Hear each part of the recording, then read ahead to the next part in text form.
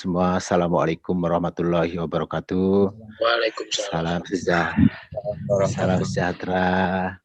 Ya, ini saya kebetulan kebagian Pak Tukang Tutup. Sebetulnya sebagian besar sudah disampaikan keseluruhan, gitu ya. Enak kalau tutup itu tinggal menggongkan saja, gitu.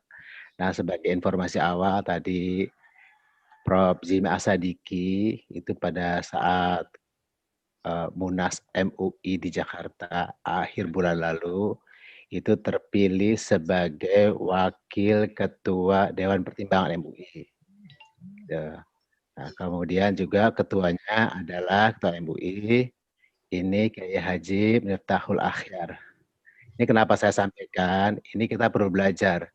Ini Munasnya dilakukan daring, dan ketuanya dari Jawa Timur, bukan dari Jakarta. Dengan harapan apa? Dengan harapan akan adanya muncul kader-kader yang baik dari seluruh Indonesia. Jadi, insya Allah tidak menutup kemungkinan kita bisa melakukan munas banyak hiruk-pikuknya di dunia maya tentang keperawatan. Itu tadi sudah disampaikan oleh Ketua DPW PPNI dari Kalimantan Timur. Nah, pada kesempatan yang berbahagia ini juga saya ini peran PT kan ya, peran perguruan tinggi dan sekolah untuk mempersiapkan lulusan yang berdaya saing global melalui peluang kerja luar negeri. Sebetulnya ini rangkaian dari market intelligence gitu. Perguruan tinggi harus memiliki sebetulnya tenaga market intelligence. Di sini di jendela pertama start here go everywhere. Ya start dari Indonesia, dari manapun bisa pergi ke seluruh dunia. Tadi disampaikan 6 juta itu dari data WHO gitu kan ya. Oke. Tantangannya apa? Tantangannya ini dia. Bagaimana kita mendesain lulusan sesuai dengan industrinya. Memang kita harus sesuai dengan kebutuhan industri. Dari pemerintahan saat ini, kita concern kepada SDM, di mana ada visi misi presiden, turun ke visi misi perguruan tinggi sekolah, dan ke portofolio lulusan. Ini mohon maaf nih suaranya menggema, kenapa ya?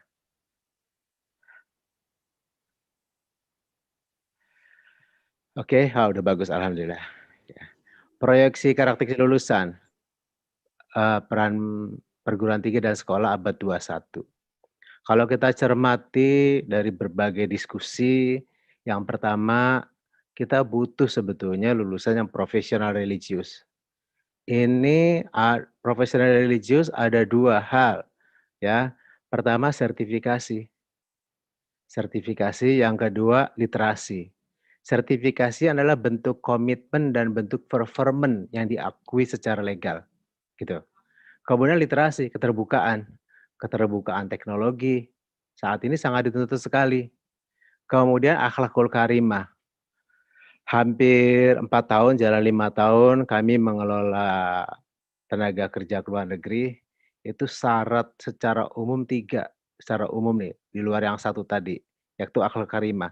Apa? Jujur, mau bekerja, dan kalau salah mau memperbaiki. Itu saja sebetulnya. Yang ditanya pada saat wawancara 3 itu. Karena profesional religius, sertifikasi dan literasi ini sudah dianggap. Ditambah tadi, karena tadi ada Prof. Asadiki MUI, saya nambahkan ini nih. Secara dari undang-undang, kita butuh yang alim, faqih, dan mandiri. Sehingga tidak kebergantungan. Bisa bekerja mandiri, di samping itu bisa bekerja sama. Ini kira-kira proyeksi karakteristik lulusan pendidikan tinggi sekolah abad 21. Kebutuhan industri kesehatan, tren 5 tahun terakhir, ya, dari 2015 sampai 2020 saat ini. Ini di negara Timur Tengah. Di negara Timur Tengah ini yang saya ambil yang paling banyak saja, paling besar itu perawat bachelor, sarjana, dan D3. Fisioterapi, bachelor, ya, sarjana, dan D3. Ini fisioterapi untuk di Timur Tengah dibutuhkan, tadi di Jepang dibutuhkan juga ya, nanti bicara khusus saya. Kemudian syaratnya experience 2 tahun bekerja dan lulus prometrik sesuai dengan negara yang ada di Timur Tengah. Kemudian yang kedua, ini USA dan Australia. Yang dibutuhkan S1 ya, S1 dan diploma 3 gitu. Kemudian sebagai apa? Awal masuk memang sebagai caregiver. Ini jadi tantangan ya para pengelola perguruan tinggi. Awal masuk sebagai caregiver. Karena caregiver itu dokter masuk juga sebagai caregiver. Profesi lain masuk sebagai caregiver. Nanti setelah beberapa tahun yang bersangkutan biasanya akan ujian sesuai dengan profesinya. Dokter akan mengambil dokternya. Syaratnya untuk di USA dan Australia ini pengalaman 3 tahun, lulus CGMNS atau NCLEX, dan IELTS 6. Ini sangat sulit. Saya selama bertahun-tahun itu belum pernah berhasil menempatkan di USA dan Australia dari waktu di BNP 2 TKI. Belum pernah ada. Karena IELTS-nya ini tantangannya sebetulnya gitu. Kemudian sertifikasi CPNS kita belum pernah ada yang lulus. Karena di Jawa Tengah dan di Jakarta kami pernah mengadakan uji acak, yaitu untuk 200 orang lulusan di Jawa Tengah, acak satu pun tidak ada yang lulus. Kemudian di Jakarta 205 orang diikuti secara acak juga, tidak ada yang lulus dengan standar NCLEX tadi. Loh kenapa tidak ada yang lulus? Ini jadi tantangan, karena NCLEX ini standar industri. Kemudian Eropa ini baru saja terbuka 2018-2019, yaitu Jerman, Belanda, dan Inggris. Inggris ini berat, karena TOEFL-nya minta 600. Inggris. Kalau Jerman dan Belanda, pada saat ujian pertama masuk saja saringan bahasa Belanda, nanti begitu masuk di Jerman atau Belanda akan dikursuskan di Indonesia. Jadi polanya magang, contoh seperti Jepang tadi, dikursuskan di Indonesia selama 6 bulan, bahasa Belanda dan bahasa Jerman, gitu. Sambil bekerja boleh sekolah. Jadi karena minimal diploma 3, nanti disekolahkan S1. Yang S1 ngambil spesialistis sesuai dengan kebutuhan rumah sakitnya. Kemudian untuk Asia Pasifik ya, khususnya tadi Jepang dan Taiwan, ini minimal pendidikan SMK. Ini yang paling mudah ada 2 untuk perawat Indonesia, selama kami mencermati, yaitu Jepang, Taiwan, atau di Middle East. Kalau yang USA, Australia, Eropa ini berat. Namun kalau ada ya silahkan, nanti insya Allah kita bisa bantu. Kemudian proyeksi kebutuhan industri kesehatan. Di industri kesehatan ini, belum ke sekolahnya. Proyeksi 30 tahun yang akan datang. Apakah kita pernah terpikir dalam negeri prediksi endemik? Karena secara keilmuan, setelah pandemik akan ada endemik. Di tempat kita menjadi sarang-sarang COVID. Terus ditambah penyakit-penyakit baru. Apakah SMK keperawatan atau pendidikan keperawatan sudah menyiapkan ini? Evidence based practice berbasis komunitas di Pasienkes yang menyiapkan lulusannya bekerja di rumah sakit endemik. Tidak akan hilang nih endemik. Yang kedua, ya yang B ini, Pasienkes itu sudah mengintip, dia akan berubah. Yang tadinya sentralisasi akan desentralisasi, di mana gedung rawat jalan, rawat inap, administrasi, OK, IGD, unit penunjang terpisah, dan seluruhnya tersambung dengan digitalisasi. Dengan model seperti ini, perawat kita siap nggak? Bidan kita siap nggak? Ini akan diluluskan 30 tahun akan datang. Kalau tidak, kita akan tergeser. Nanti bekerjanya menjadi di front office. Sehingga diproyeksi profesi yang akan tumbuh di 30 tahun yang akan datang ada profesi teknik perumah sakitan dengan teknologi digital yang akan berkembang. Ini kesempatan bagi perguruan tinggi. Apa itu? Yaitu bagaimana mengembangkan sirkulasi udara. perawat, dokter tidak bisa masuk ke satu ruangan kalau sirkulasi udaranya di sana banyak terjadi penumpukan, kuman atau virus, gitu juga kan. Kemudian dari tekanan positif berubah menjadi tekanan negatif, gitu. Kemudian mengatur screen udara, mengatur pencahayaan, nah seperti itu. Nah, jadi dengan teknologi digital kemudian mengatur bagaimana arus listrik bisa masuk di ruangan-ruangan tersebut. Ini tantangan baru untuk 30 tahun yang akan datang. Kemudian tenaga kesehatan lain, ini di Indonesia ada departemen atau badan yang mengurusin harmonisasi kompetensi antar negara, tapi tidak pernah berjalan, tidak pernah berjalan. Yang diurusi justru memastikan kalau yang bersangkutan itu diterima atau tidak. Harusnya kompetensinya lulusan Indonesia seperti ini diperkenalkan di industrinya, di dalam negeri maupun di luar negeri. Yang B ini tenaga kesehatan ke luar negeri, ada spesialisis nakes berbasis sertifikasi. Jadi spesialisasinya dikembangkan basis sertifikasi, bukan pendidikan, bukan pendidikan. Pengalaman kerja 2 tahun, atau pengalaman kerja 4 tahun atau 5 tahun, itu disertifikasi dari level 6 masuk ke level 7. Level 7 masuk ke level 8, 8 masuk ke 9, artinya bisa level profesor. Yang belum tersentuh lagi sampai hari ini, di kapal pesiar itu penumpangnya berjumlah 15.000 satu kapal pesiar. Krunya ada 3.500. Dari 3.500 kru itu 3 sampai 5, 2 orang perawat gitu. Ini perlu 1.000 orang perawat untuk 500 kapal pesiar. Padahal setiap tahun dibangun 500 kapal pesiar. Sampai saat ini ada 2.500-an kapal pesiar. Ini per 7 bulan. Ini per 7 bulan. Kemudian ya proyeksi lagi Jepang, Taiwan, dan Timur Tengah ini masih menjadi primadona kita. Jepang ini yang pertama kali persyaratannya seperti tadi disampaikan. Upsell juga, upsell ini banyak didominasi oleh Singapura. Singapura tuh mengirim ke Afrika Selatan. Afrika Selatan ini jangan disangka negara yang bukan maju, dia negara maju, gajinya tinggi, dia nomor 3 setelah Jerman dan Amerika. Kanada, Belanda, Jerman, dan Australia. Apa dan bagaimana memanfaatkan peluang kerja luar negeri tadi ya, seperti tadi, untuk mendesain lulusan yang sesuai dengan industrinya. Harus ke sana. Karena kalau tidak, kenapa? Kalau tidak, lulusan kita itu masa tunggunya bisa berbulan-bulan dan bertahun-tahun. Kalau sudah match dengan industrinya, masa tunggunya 0 bulan. Kita perlu melakukan self evaluasi dengan pendekatan stability thinkers ini ya, konteksnya kita lihat.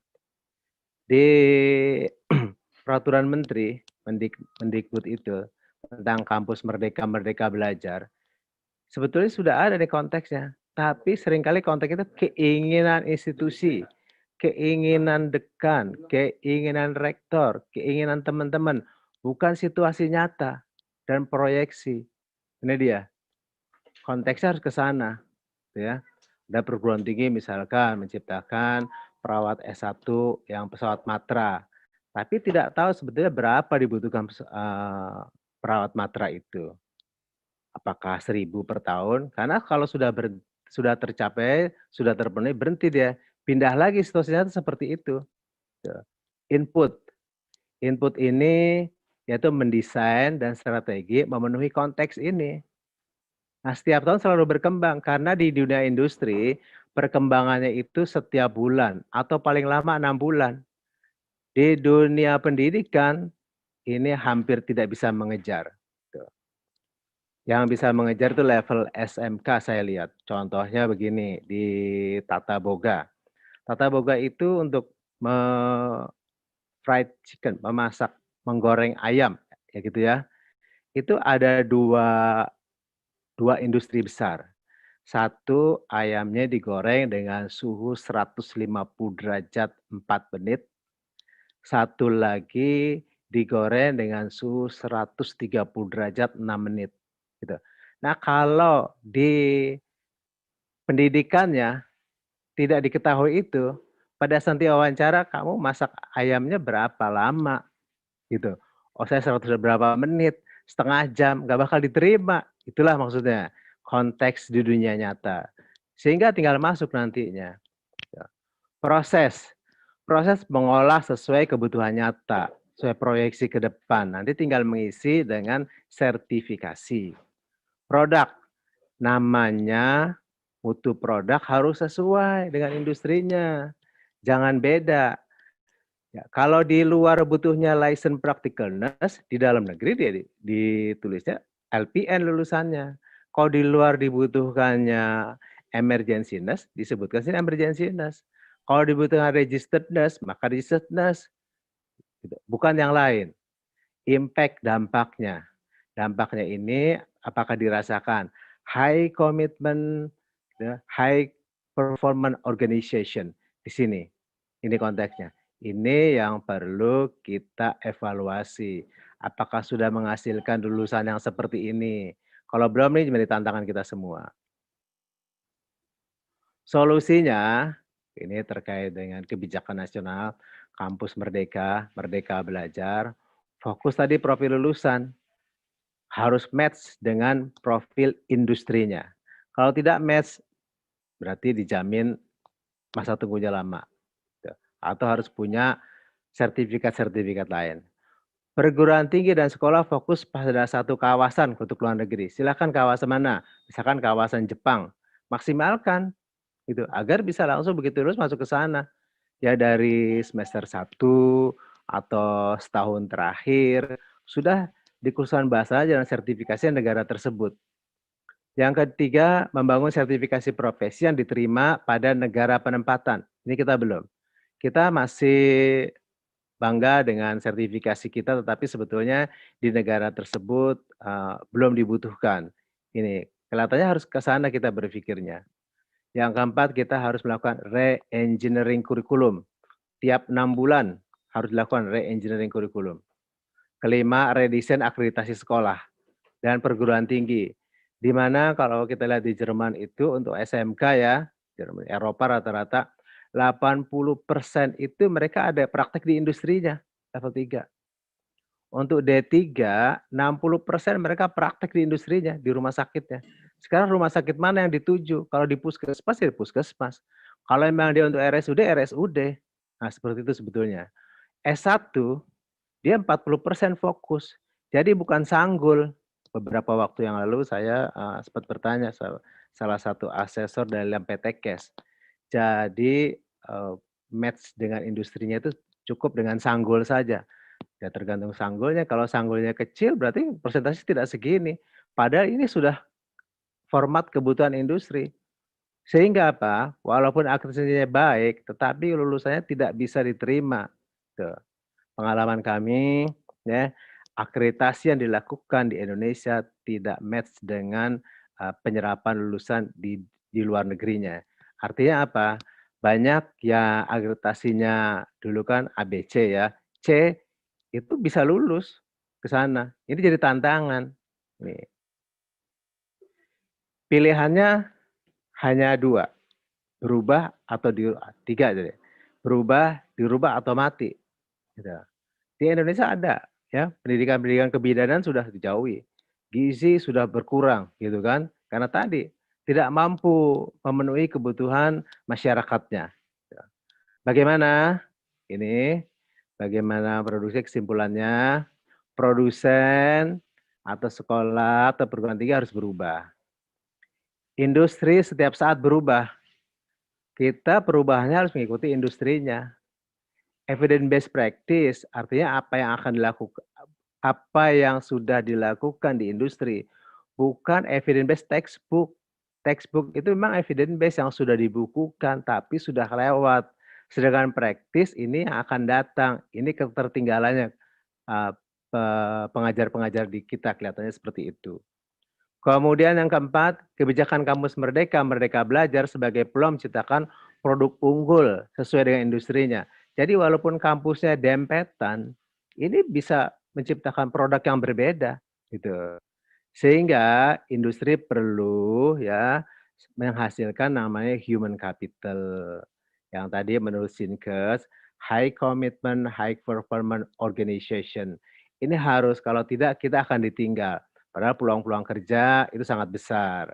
Sebagai gambaran ya, ke luar negeri, dari saya pernah mau ikut wawancara, dari 150 orang itu yang keterima cuma 2 atau kadang 1. Ada tes itu 1.000 orang, yang keterima cuma 10. Ini kan tantangan. Ya. Mari kita coba bijak mencerna, sekolah yang sebenarnya adalah pada industrinya, bukan di sekolahnya. Sekolah itu hanya laboratorium. Setelah lulus dari lab di sekolahnya, dia harus diceburkan di industrinya. Tuh. Libatkan industrinya untuk melakukan sertifikasi. Di luar negeri sertifikasi itu dilakukan bukan oleh sekolah, tapi oleh industri. Gitu. Sekolah merupakan inkubator, hanya inkubator aja untuk membesarkan, menyiapkan SDM, sumber daya manusia, menjadi human capital Indonesia yang profesional, religius, dan mandiri pada kehidupan yang sesungguhnya. Jangan sampai lulusan makin tinggi, tetapi makin jauh dari industrinya. Ini yang menjadi tantangan. Makin tinggi pendidikannya harus makin dekat dengan industrinya sehingga digunakan oleh industrinya. Saya kira itu dari saya. Terima kasih. Kelihatannya diskusi sangat diharapkan. Assalamualaikum warahmatullahi wabarakatuh. Waalaikumsalam.